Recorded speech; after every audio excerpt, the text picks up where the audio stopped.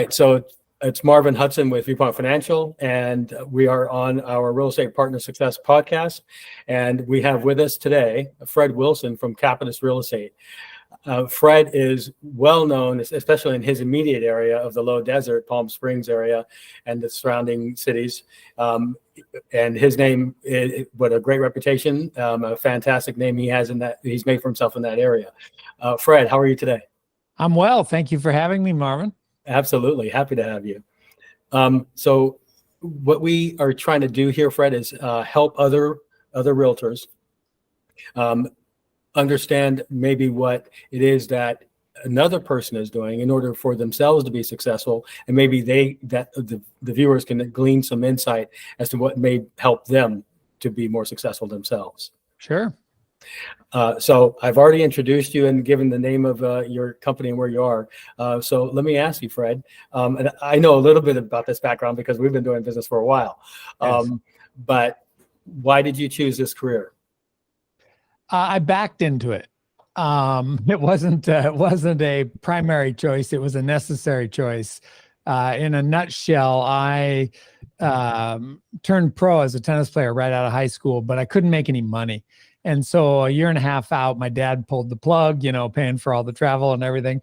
And I got into teaching tennis because back then, this is 1974, 75, you could make $50 an hour. And as a young man in the 70s, it was a lot of money. Yeah. And so I would teach, and then I decided that I would kind of go to school as I was teaching. And I was from Seattle, but I was teaching in Southern California. So a quarter in, a quarter out, 2 quarters in, 1 quarter out, that kind of thing, making some pocket money and moving forward. And I decided that I wanted to learn languages. And so I enrolled in the Goethe Institute in Germany and moved to Germany to study German. And later I did it at the Alliance Française in France, in Paris, and in the south of France, and learned French and German. And I got the opportunity to franchise tennis schools in Europe and started doing that as a young man. I was, making a lot of money as a 22, 23-year-old and had the life of Riley. I was traveling and loving it, single and unattached, could do what I wanted, more or less. And ultimately that morphed into my own tennis and travel company, in which I opened tennis schools in Europe, although they never really became my main focus. I was helping areas that wanted better instruction, to find an American pro, that kind of thing. Because back then, American pros were kind of at the top of the food chain. That's changed, and we're having a resurgence, actually. Yeah. But anyway, the point is, I was in this world of travel and tennis, and had a company called Grand Slam Tennis Tours, which I later sold, that brought people around the world to all the big events like Wimbledon, French Open, Davis Cup, that kind of thing. What a great name, too. Yeah. And so I met my beautiful wife, Beth, and a year later we got married. And, a year later we had Alec, and we were on the road that year together for half the year. And then she was immediately pregnant with Cullen. And so then she traveled with Alec and Cullen pregnant. And then the next year we had both in our arms. And we realized we just couldn't do it. I remember the symmetry of it. That year we were in 8 countries and 8 states in 8 months. Wow. And we were just exhausted. And so the club champion at La Quinta Hotel Resort and Club, where I had my tennis school, who was a former NHL hockey player and a super athlete, a scratch golfer, he was also the club champion in tennis. He said, Fred, the only thing you lack to be successful in my business, because he'd retired from hockey, and he was president of a real estate company owned by the company that owned La Quinta Hotel. Right. And he said, the only thing you lack to be successful is the license. I think it was a backhanded comment to my chattiness. So Beth and I went in the summer of 90 and sat for our license. I remember we went into the Anaheim Convention Center, and there were hundreds of people in there. Yeah. And we got our licenses.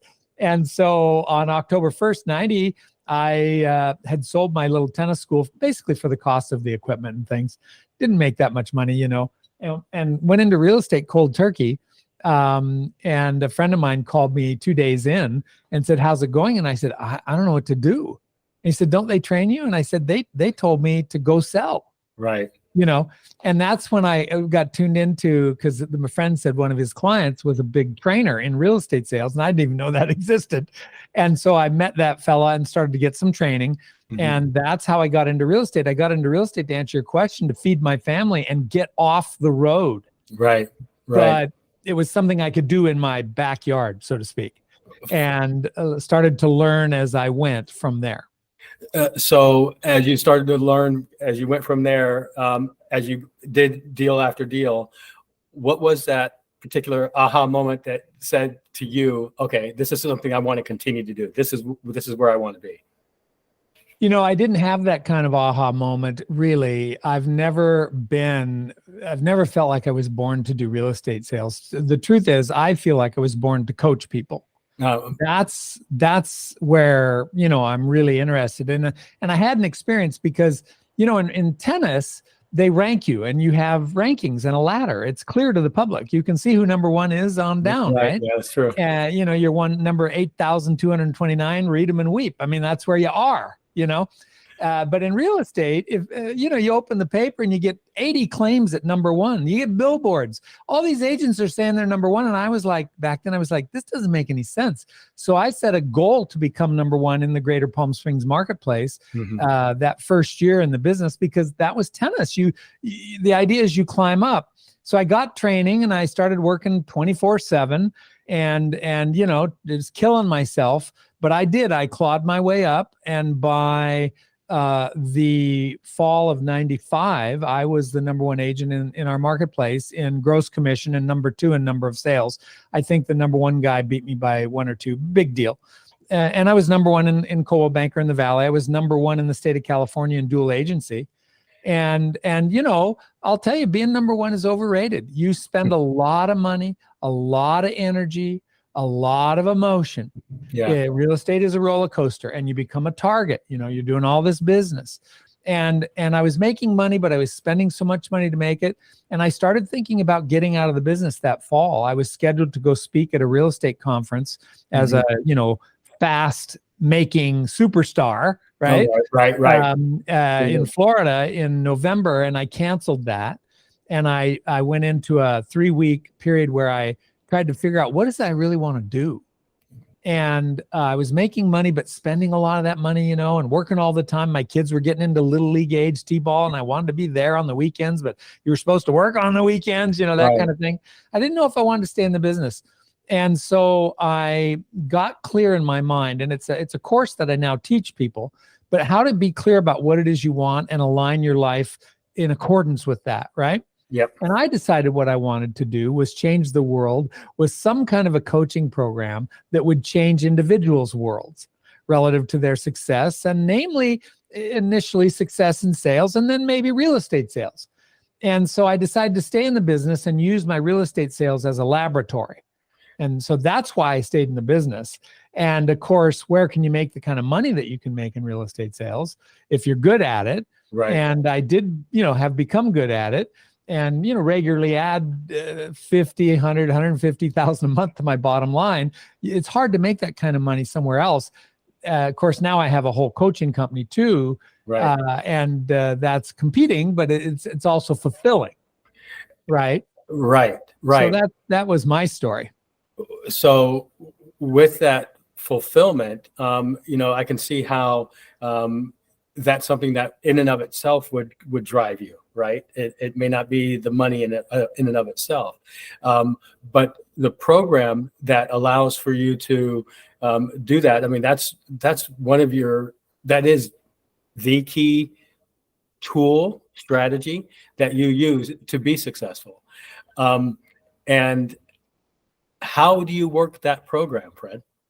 Well, you know, because I wanted to be in coaching and create a program, I, for many years, you know, worked on, okay, what would that program be?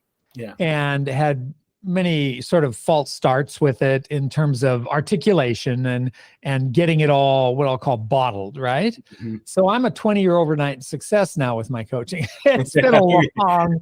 It's funny how those overnight successes actually work. Yeah, I know. They tend to, you know, most people, they see this big success and they don't see all the work that went into it. Frustration, overcoming failure, you know, all those things. I fit that model to a T. I mean, I failed and learned and scraped my knees and got back up.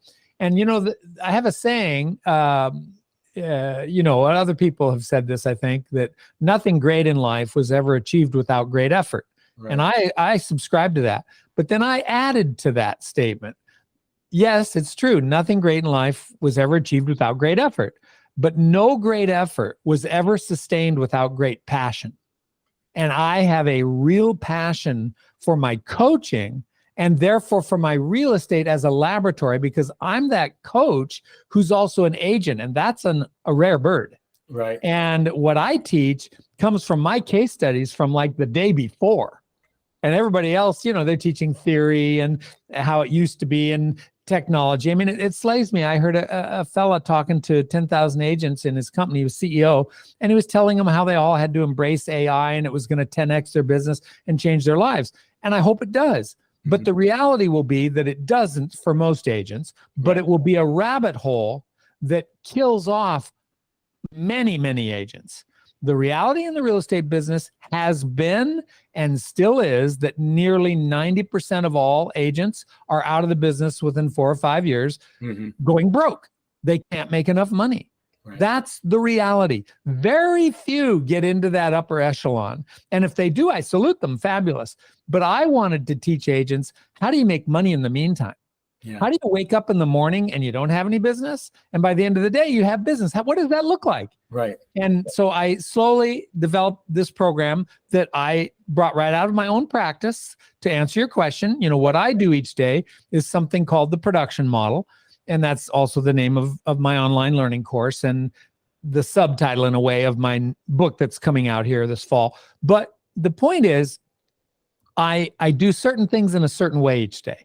And interestingly, Marvin, it doesn't involve any marketing, any branding, any technology. I mean, yes, emails and cell phone and text technology that way. But I'm like a secret agent who makes a lot of money. And I'm that guy who's never been in a slump, really. The only reason I would ever be in a slump is if I allowed it, right? I know how to go out and find clients, and I know how to do that now. So I don't have to wait, and I don't have to do all that future-focused stuff and all that system-building stuff that everybody does with the hopes that someday somebody will contact them, right? Right. So what I do are these 4 basic skills of the production model, and to pull back the curtain, and reveal, that would be a certain kind of a mindset that has to do with opportunity. And this is my superpower, if you will, in a way. I look at how opportunity works, and I understand how it works. I look at it differently, and I understand it better than other people. I even wrote a book about it, The Third Law of Success. And I teach people how to change their paradigm surrounding opportunity, because the reality is lack of opportunity isn't an agent's problem. The problem is lack of ability to see it. Yeah, the recognition of it. Right. And I teach my skills allow for that reveal of opportunity to happen. And so that's the difference maker for me. And so I continue to, with my streak in the industry, some call it the streak. I've averaged at least 1 closed deal a week for over 30 years in a row, with no marketing, no technology, no brand, right? Right. Doing these 4 things. And that first one, like I said, is the mindset piece about opportunity. Right. You have to be positive, but you have to be more than positive. And I teach what that is. 2, you have to know your job to do your job. And your job isn't marketing. Your job isn't social media. Your job isn't water management. All the things you got to do because you're in the business. Your job is rainmaking. And that means talking to people. And I talk to people each day. Now, a lot of agents say they do, but when I look at what they really do, Marvin, they don't really talk to that many. Or many, they talk to too many. They think it's a numbers game. And that's not it either. And it's not just the talking to, it's what you're saying, what you're doing in that conversation, right? It's how I'm doing it. There you go. And that's the third point. You have that mindset piece about opportunity, and you have that day set, or how you structure your day piece, about you got job 1 of talking to people. Right. Then it's how do you talk to them? And I talk to people in discovery mode. And this is another superpower, if you will. I know how to reverse the flow of information. You see, what the industry teaches agents is that they have to get the word out, make an impression, put on a show, give advice, be the expert, build their brand, market, advertise, be known, right? Right. That's what's taught. And I don't really do any of that, although that's all good stuff, but I don't want to wait for that to kick in. I like to have a new client by the end of the week. You know what I mean? I don't want to wait months and years for that other stuff to kick in. So that other stuff isn't bad, don't get me wrong, but you have to develop what is the high skill in the business. The high skill in the business is the ability to operate in discovery mode, meaning to get information to come your way instead of having you make it go from you to the public. Mm-hmm. And that's a skill. And I teach that in my online course and in my book and in my company. I have several offices and over 100 agents, as you know, et cetera. So I teach this, and it's what I do as an agent. I practice this model, these 4 skills, and that's why I'm able to do business regularly without all the breakage that most agents go through. Breakage meaning time, money, effort, know-how, right? And so again, I'm not anti-technology. I'm not anti-future focus. I'm just saying, hey, you got to pay your bills this month, right? You want to make money sooner versus later. And so I would say my superpower is something I call spontaneous production. I have the ability to do a new transaction at any time in any situation, and most agents don't, Marvin. Right. Yeah, I completely agree. It's not only the preparation time that they're putting into something else, but it's when you take that energy and you focus it elsewhere, you're not leaving yourself the capacity to be focusing on what you need to do right here, right now sometimes. So, well, I was editing because my book's at the publishers, and they sent me their edits. So I was reviewing their edits, right? And it's funny, I read the book and I go, who wrote that? Oh, that's really good. There's a lot of teaching in there. But the idea that we are handling ourselves behaviorally and mentally in the right way to succeed in real estate sales is a miscast idea. Most agents aren't. You see, the realities of life dictate everything. And the realities, as I read in my own edits this morning, are that time is limited. Time is your most valuable resource, and most agents don't look at it that way. Most agents have too much time on their hands, and they get busy surfing the internet and getting caught up in their business card design and all this stuff, right? And so they don't use time correctly. Secondly, bandwidth is limited. In other words, we can only have so much crammed into our head at any one time. So if it's not our priorities that are aligned with succeeding now, we're in trouble. We're sailing with the anchor out or sailing in the wrong direction. We're busy, but we're not in the right direction. So time is limited, bandwidth is limited, and the truth is energy is limited.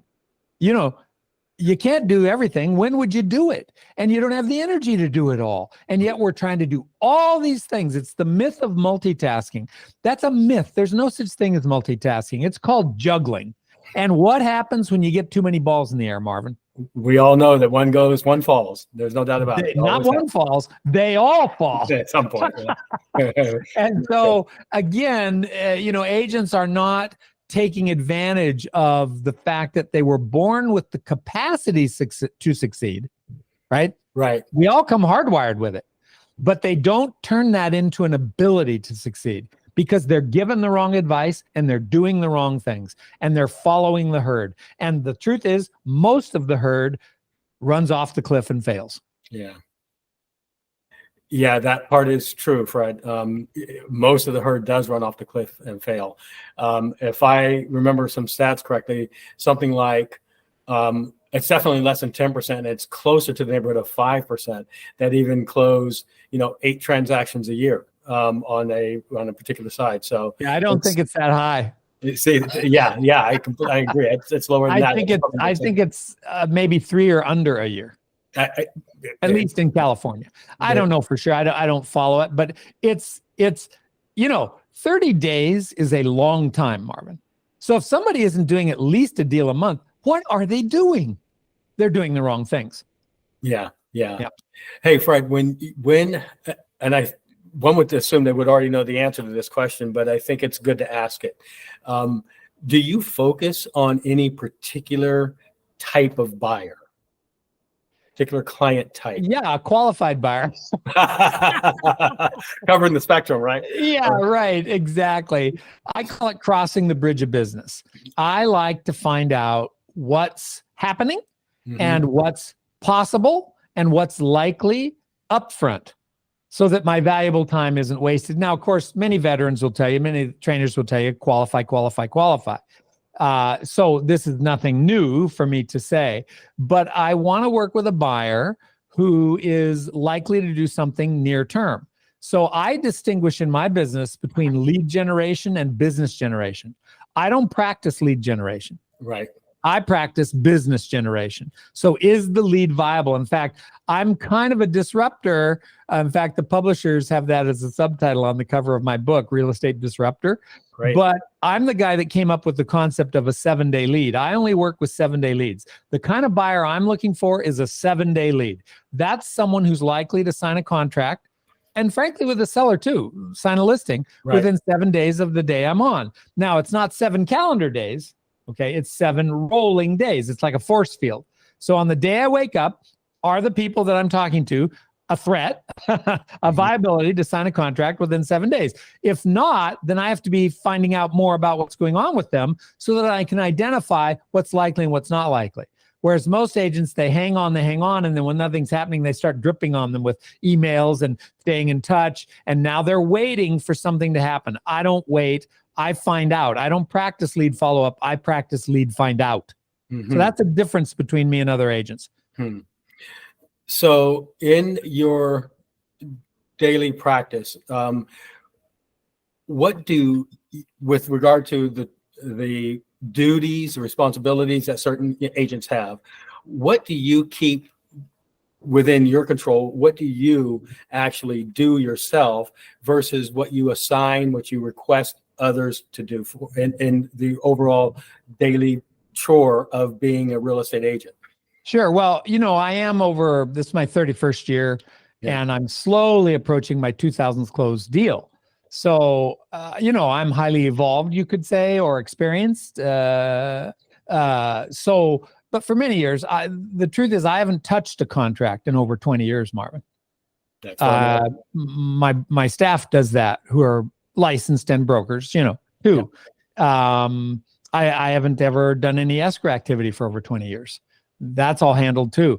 When I put a deal together, the next time I talk to my client is to congratulate them on the closing, unless there was some crisis that I needed to get involved. I'm happy to get involved, but I'm always going to say to people, look, you got to talk to Wendy, Jen, or Nancy, because they're going to have the answers. And see, a lot of agents are worried about that. They feel that their job is to open escrow and then close that escrow. I don't do that because that's super bad use of time. That's $25, $30 an hour rate you can pay somebody. Whereas I can go out that afternoon and generate another 30, 40, 50,000 in new cash coming in. Why would I get trapped into all that time if I don't have to spend it that way? So because I'm also coaching, I have to be careful because time is limited. And I'm always creating content, and I have coaching programs going on all the time too. I'm not just selling real estate, and I own a company. So my time is limited. So in my day, what I do, to answer your question, is I talk to at least 10 people a day in discussions of discovery. And I have my real estate practice moving along because of that. And I coach people on a daily basis. A lot of it's set up now automatically to happen for people who take my online course, but they get access to me also. So I have that. And then I'm writing and creating content and doing podcasts myself. And so those are the things I do. I don't do anything else. See, that is that side of the part of your time, part of your day that you spend actually having those conversations, doing those things that help you produce business directly, is where there's such a huge return on value. That's why I think it's important for some viewers to learn that it's necessary to assign other tasks elsewhere so that those agents can actually be doing one thing they're ready to do, which is to actually go produce. What was that? Yes. Time is limited. Yeah, time is limited. Exactly. It's the one thing you can't create more of. It is what it is. You can always make more money. There you go. So, Nice, very nice. Um, so we've got a podcast that's probably long enough. I think it was really engaging. I love naturally what you do, what you say, and your energy toward it. Is there anything in this podcast that we haven't covered that you kind of think that maybe it would be good to cover? Well, a world of things. Again, I am a real estate coach and a sales coach and an achievement coach and a success coach. Mhm. And so we've touched on some very key but there's more. Yeah. Again, I want people to succeed, and I think if they want to learn more about this, they could read my book that's coming up to be released late November, early December. It's called Real Estate Attraction. They just released the title this morning, actually, but the book has not yet been released. And eventually, here you would be able to get back to your attendees and give them the website for the book, which is not up yet. But they could read that, and I put it all in there, Marvin. I gave it away.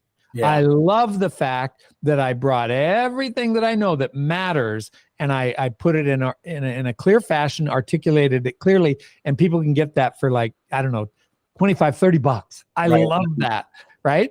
And then for people who want more, people who want training, people who want to take that information and make it their own and start to add 10, 20, 30, 40, $50,000 or more a month to their bottom line. Right. Yeah, yeah. Then they can take my online program, which you could send people to fredwilsoncoaching.com, et cetera. Okay. And they could check that out. But that's just for people who want to do it. My coaching is like my real estate. One of the things I teach, and this will be the finishing concept for you probably, classically in the industry, Marvin, you have what are called the 3 C's. So courting, capture, conversion. Mm-hmm. And people are taught this by coaches everywhere. Stay in touch with people, courting, right. Capture, get them to become your client, right? And work with you. And conversion, stick them in a deal, right? Convert. Mm-hmm. And so agents are pressuring people and, trying to keep that all happening, the 3 C's. I don't teach that. I don't do that. I teach DEI, which is discovery, evaluation, identification. So I find out who's doing what, when, where, with whom, right? I evaluate that information for near-term viability. And then I identify the ones that want to work with me now versus maybe later. And I stay away from the maybes and I work with the nows. Hence my adage that's famous in my coaching: a yes makes you money, a no saves you money, a maybe costs you money. Mm-hmm. Stay away from maybe. And so in my coaching, I'm that way too. I say to agents, hey, look, if my coaching isn't a match for you, then go somewhere else. That's totally cool. But if what you're hearing from me is what you want, then dive in. But it's up to you. Right? Yeah. I'm not here to pressure anybody to do anything. Not in my business of sales and not in my business of coaching. Right. One of the things that attracts people to the real estate industry is the idea of the independence, right? Not just the money, but the independence. Well, they have to realize they're independently responsible for themselves as to how effective they will be or not be too. Correct. So, and that's why with my online program called the Production Model Pro, which is a 70 segment, in-depth multimedia learning course that changes real estate agents' lives, right? But we're adding something called Success Tracker. It comes out end of the year, and they'll be every day able to measure what they're doing relative to the program and get feedback. Nice. And it helps keep them on track in a way that's really never been done before. So I'm excited about that too. For agents, I want people to succeed, Marvin. I'm already successful, and sure, let's grow. Let's get more successful. But I want people to succeed. That's what gets me going. That's my passion. See, and that's a great way to close it too. So people, you've heard it. It's fredwilsoncoaching.com, and we'll get when we actually have a link that we can post to, we'll do that. Thank you very much, Fred. Appreciate it. Appreciate you guys being with us. Viewpoint Financial. This is our real estate partner success broadcast, and you guys can reach us online at viewpointfinancial.com or 909-335-7100. And keep in mind that Viewpoint Financial, we exist. We're helping realtors put more buyers in homes, and using this route is just another way. Thank you. Well, that's where you and I are aligned. I know at the end of the day, Marvin wants to help people achieve their dreams and goals. And homeownership and obviously mortgages are tied directly to that, as is real estate sales. So you're my brother from a different mother. It's been my pleasure, Marvin. Thank you very much, Fred. And I feel the same way ever since we started connecting with each other. Appreciate it. Beautiful. So All right. long. We'll see you. Yep.